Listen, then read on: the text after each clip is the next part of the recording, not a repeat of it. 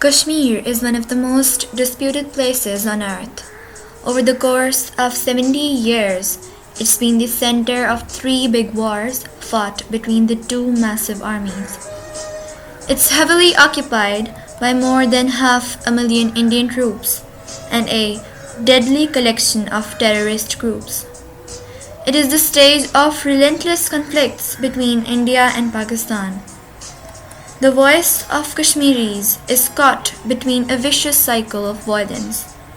This region is a center of brutal conflicts over the disputed borders, which rose from the day both the nations were born, that is, when the British India parted. 1 million people become refugees overnight. They flee from savagery and butchery that has never been exceeded even in India's stormy history. When the princely states joined either of the two countries, except a few, of which most of them were forcibly made part of India. But Kashmir was different. It had a Muslim majority but a Hindu monarch. When asked to pick a side, the ruler chose to stay neutral. Fearing that the monarch would join India, the Kashmiri population rebelled here in Poonch in 1947. Armed tribes from Pakistan soon joined the fight. The monarch turned to India for military help. Kashmir, fighting is going on and heavy casualties in men and equipment have been inflicted on the aggressor. And in exchange agreed to join them, which sparked the first Indo-Pak War in Kashmir. The UN Security Council broke down a ceasefire in 1949 and decided to hold a vote.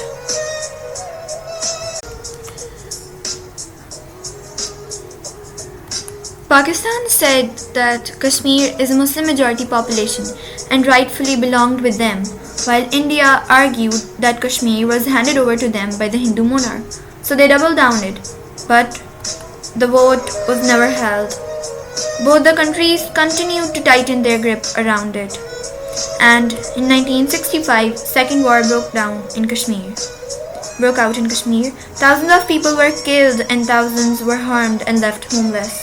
A ceasefire ended the war, and Kashmir was kept divided and occupied. And another war broke out in 71. This time the focus wasn't Kashmir, but East Pakistan, and they turned this region into a new country, namely Bangladesh. And Pakistan lost its eastern half, but this made Kashmir more important than ever. It became the most militarized place on earth. The people took to streets in Indian-occupied Kashmir to protest the occupation, but this movement of independence was met with harsh resistance by India, which quickly escalated to more violence. India deployed 500,000 troops to Kashmir, and they cracked down on militants and protesters. Unarmed civilians were killed, and many were forced to flee the violence. In 1999, another war broke out. The war was ended with another ceasefire, but that didn't stop either country. Indian forces kept firing pellets, leaving hundreds of Kashmiris blind and wounded, and thousands dead.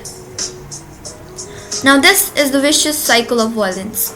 The Indian army's crackdown drives some Kashmiris to join Pakistani-backed militant groups who carry out violence against Indian forces. Its cycle, Kashmiri civilians are stuck in the middle of. For more than 70 years, both the countries have driven a cycle of violence, retaliation, and exploitation in Kashmir.